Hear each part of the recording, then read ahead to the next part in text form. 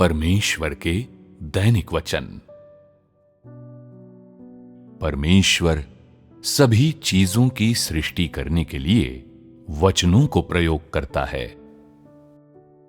छठे दिन सृष्टिकर्ता ने बोला और हर प्रकार के जीवित प्राणी जो उसके मस्तिष्क में थे एक के बाद एक प्रकट होने लगे। अलक्षित रूप से सब वस्तुओं को बनाने का सृष्टिकर्ता का कार्य लगातार 5वें दिन तक चलता रहा। उसके तुरंत बाद सृष्टिकर्ता ने सब वस्तुओं की सृष्टि के छठे दिन का स्वागत किया। ये दिन एक और नई शुरुआत थी तथा एक और असाधारण दिन था। इस नए दिन की शाम को सृष्टिकर्ता की क्या योजना थी? कौन से नए जीव जंतुओं को वो उत्पन्न करेगा, उनकी सृष्टि करेगा? ध्यान से सुनो, ये सृष्टिकर्ता की वाणी है। फिर परमेश्वर ने कहा, पृथ्वी से एक एक जाति के जीवित प्राणी अर्थात घरेलू पशु और रेंगने वाले जंतु और पृथ्वी के वन पशु जाति जाति के अनुसार उत्पन्न हों। और वैसा ही हो गया। इस प्रकार परमेश्वर ने पृथ्वी के जाति जाति के वन पशुओं को और जाति जाति के घरेलू पशुओं को और जाति जाति के भूमि पर सब रेंगने वाले जंतुओं को बनाया। और परमेश्वर ने देखा कि अच्छा है। इनमें कौन कौन से जीवित प्राणी शामिल हैं? पवित्र शास्त्र कहता है, मवेशी और रेंगने वाले जंतु और पृथ्वी के जाति जाति के जंगली पशु। कहने का तात्पर्य है कि उस दिन वहां पृथ्वी के सब प्रकार के जीवित प्राणी ही नहीं थे, बल्कि उन सभी को प्रजाति के अनुसार वर्गीकृत किया गया था।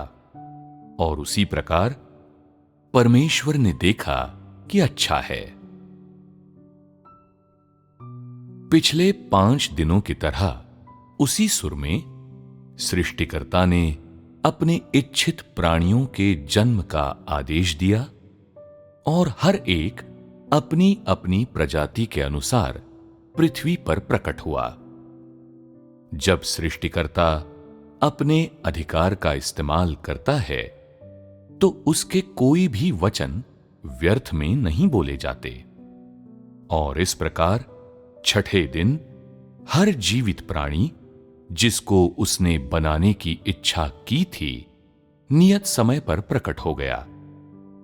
जैसे ही सृष्टिकर्ता ने कहा, पृथ्वी से एक एक जाति के प्राणी उत्पन्न हों, पृथ्वी तुरंत जीवन से भर गई और पृथ्वी के ऊपर अचानक ही हर प्रकार के प्राणियों की श्वास प्रकट हुई। हरे भरे घास के जंगली मैदानों में रुष्ट पुष्ट गायें अपनी पूंछों को इधर उधर हिलाते हुए एक के बाद एक प्रकट होने लगीं। मिमियाती हुई भेड़ें झुंडों में इकट्ठी होने लगीं और हिनहिनाते हुए घोड़े सरपट दौड़ने लगे। एक पल में ही शांत घास के मैदानों की विशालता में जीवन का विस्फोट हुआ। निश्चल घास के मैदान पर पशुओं के इन विभिन्न झुंडों का प्रकटीकरण एक सुंदर दृश्य था, जो अपने साथ असीमित जीवन शक्ति लेकर आया था। वे घास के मैदानों के साथी और स्वामी होंगे और प्रत्येक दूसरे पर निर्भर होगा। वे इन घास के मैदानों के संरक्षक और रखवाले भी होंगे, जो उनका स्थायी निवास होगा, जो उन्हें उनकी सारी जरूरतों को प्रदान करेगा और उनके अस्तित्व के लिए अनंत पोषण का स्रोत होगा। उसी दिन जब ये विभिन्न मवेशी सृष्टिकर्ता के वचनों द्वारा अस्तित्व में आए थे, ढेर सारे कीड़े मकोड़े भी एक के बाद एक प्रकट हुए। भले ही वे सभी जीवधारियों में सबसे छोटे थे, परंतु उनकी जीवन शक्ति सृष्टिकर्ता की अद्भुत सृष्टि थी और वे बहुत देरी से नहीं आए थे। कुछ अपने पंखों को फड़फड़ाते थे, जबकि कुछ अन्य धीरे धीरे रेंगते थे। कुछ उछलते और कूदते थे और कुछ अन्य लड़खड़ाते थे। कुछ आगे बढ़ गए, जबकि अन्य जल्दी से पीछे लौट गए। कुछ दूसरी ओर चले गए, कुछ अन्य ऊंची नीची छलांग लगाने लगे। वे सभी अपने लिए घर ढूंढने के प्रयास में व्यस्त हो गए। कुछ ने घास में घुसकर अपना रास्ता बनाया, कुछ ने भूमि खोदकर छेद बनाना शुरू कर दिया। कुछ उड़कर पेड़ों पर चढ़ गए और जंगल में छिप गए। यद्यपि वे आकार में छोटे थे, परंतु वे खाली पेट की तकलीफ को सहना नहीं चाहते थे और अपने घरों को बनाने के बाद वे अपना पोषण करने के लिए भोजन की तलाश में दौड़ पड़े। कुछ घास के कोमल तिनकों को खाने के लिए उस पर चढ़ गए, कुछ ने धूल से अपना मुंह भर लिया और अपना पेट भरा और स्वाद और आनंद के साथ खाने लगे।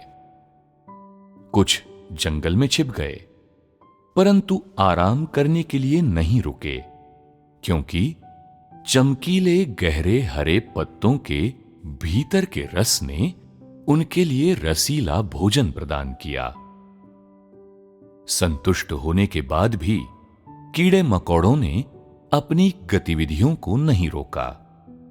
भले ही वे आकार में छोटे थे, फिर भी वे भरपूर ऊर्जा और असीमित उत्साह से भरे हुए थे। और उसी प्रकार सभी जीवधारियों में वे सबसे अधिक सक्रिय और सबसे अधिक परिश्रमी होते हैं। वे कभी आलसी न हुए और न कभी आराम से पड़े रहे। एक बार संतृप्त होने के बाद उन्होंने फिर से अपने भविष्य के लिए परिश्रम करना प्रारंभ कर दिया। अपने आने वाले कल के लिए अपने आप को व्यस्त रखा और जीवित बने रहने के लिए भागदौड़ करते रहे। उन्होंने मधुरता से विभिन्न प्रकार की धुनों और सुरों को गुनगुनाकर अपने आप को आगे बढ़ने के लिए प्रेरित किया। उन्होंने घास, वृक्षों और जमीन के हर इंच में आनंद का समावेश किया और हर दिन और हर वर्ष को अद्वितीय बना दिया।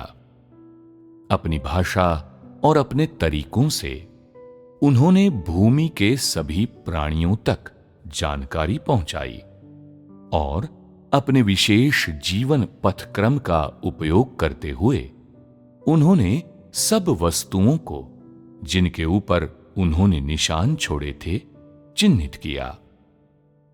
उनका मिट्टी, घास और जंगलों के साथ घनिष्ठ संबंध था और वे मिट्टी, घास और वनों में शक्ति और जीवन चेतना लेकर आए। उन्होंने सभी प्राणियों तक सृष्टिकर्ता का प्रोत्साहन और अभिनंदन पहुंचाया।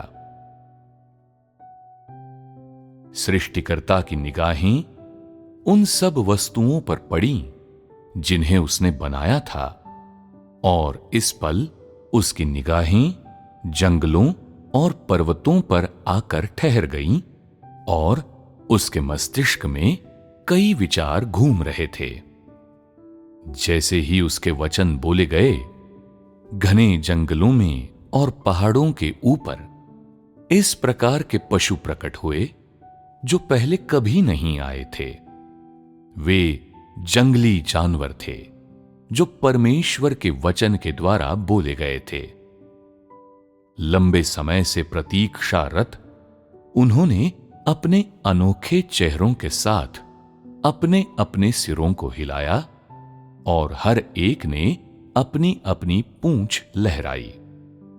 कुछ के पास रोएदार लबादे थे, कुछ कवचधारी थे, कुछ के खुले हुए जहरीले दांत थे, कुछ के पास घातक मुस्कान थी, कुछ लंबी गर्दन वाले थे, कुछ के पास छोटी पूंछ थी, कुछ के पास खतरनाक आंखें थी, कुछ डर के साथ देखते थे, कुछ घास खाने के लिए झुके हुए थे, कुछ के मुंह में खून लगा हुआ था, कुछ 2 पांव से उछलते थे, कुछ 4 खुरों से धीरे धीरे चलते थे, कुछ पेड़ों के ऊपर लटके दूर तक देखते थे, कुछ जंगलों में इंतजार में लेटे हुए थे, कुछ आराम करने के लिए गुफाओं की खोज में थे, कुछ मैदानों में दौड़ते और उछलते थे, कुछ शिकार के लिए जंगलों में गश्त लगा रहे थे,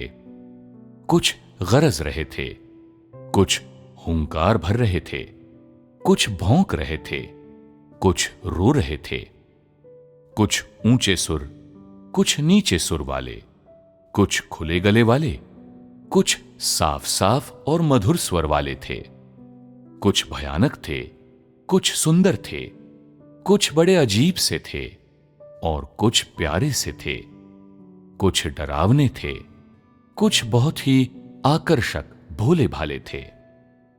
सब एक एक कर आने लगे। देखो कि वे गर्व से कितने फूले हुए थे, उन्मुक्त जीव थे, एक दूसरे से बिल्कुल उदासीन थे, एक दूसरे को एक झलक देखने की भी परवाह नहीं करते थे।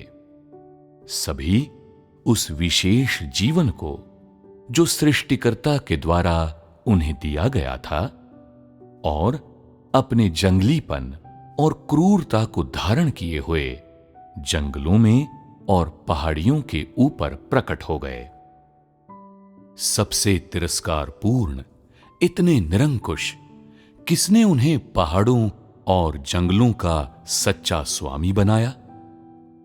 उस घड़ी से, जब से सृष्टिकर्ता ने उनके प्रकटन को स्वीकृति दी थी, उन्होंने जंगलों और पहाड़ों पर दावा किया, क्योंकि सृष्टिकर्ता ने पहले से ही उनकी सीमाओं को कस दिया था और उनके अस्तित्व के दायरे को निश्चित कर दिया था। केवल वे ही जंगलों और पहाड़ों के सच्चे स्वामी थे, इसलिए वे इतने प्रचंड और ढीठ थे। उन्हें जंगली जानवर सिर्फ इसीलिए कहा जाता था क्योंकि सभी प्राणियों में वे ही थे जो वास्तव में इतने जंगली, क्रूर और वश में न आने वाले थे। उन्हें पालतू नहीं बनाया जा सकता था। इस प्रकार उनका पालन पोषण नहीं किया जा सकता था और वे मानव जाति के साथ एकता से नहीं रह सकते थे या मानव जाति के लिए परिश्रम नहीं कर सकते थे। चूंकि उनका पालन पोषण नहीं किया जा सकता था और वे मानव जाति के लिए काम नहीं कर सकते थे, इसलिए उन्हें मानव जाति से दूर रहकर जीवन बिताना था। मनुष्य उनके पास नहीं आ सकते थे। चूंकि उन्हें मानव जाति से दूर रहकर जीवन बिताना था और मनुष्य उनके पास नहीं आ सकते थे, इसलिए बदले में वे उन जिम्मेदारियों को निभा सकते थे जो सृष्टिकर्ता के द्वारा उन्हें दी गई थी। पर्वतों और जंगलों की सुरक्षा करना। उनके जंगलीपन ने पर्वतों की सुरक्षा की और जंगलों की हिफाजत की और उनका वही स्वभाव उनके अस्तित्व और बढ़ोत्तरी के लिए सबसे बेहतरीन सुरक्षा और आश्वासन था। साथ ही उनके जंगलीपन ने सब वस्तुओं के मध्य संतुलन को कायम रखा और सुनिश्चित किया। उनका आगमन पर्वतों और जंगलों के लिए सहयोग और मजबूत सहारा लेकर आया। उनके आगमन ने शांत तथा रिक्त पर्वतों और जंगलों में शक्ति और जीवन चेतना का संचार किया। उसके बाद से पर्वत और जंगल उनके स्थायी निवास बन गए और वे अपने घरों से कभी वंचित नहीं रहेंगे, क्योंकि पर्वत और पहाड़ उनके लिए प्रकट हुए और अस्तित्व में आए थे। जंगली जानवर अपने कर्तव्य को पूरा करेंगे और उनकी हिफाजत करने के लिए हर संभव प्रयास करेंगे। साथ ही जंगली जानवर सृष्टिकर्ता के प्रोत्साहन के साथ दृढ़ता से रहेंगे, ताकि अपने सीमा क्षेत्र को थामे रह सकें और सृष्टिकर्ता के द्वारा स्थापित की गई सब वस्तुओं के संतुलन को कायम रखने के लिए अपने जंगली स्वभाव का निरंतर उपयोग कर सकें और सृष्टिकर्ता के अधिकार और सामर्थ्य को प्रकट कर सकें।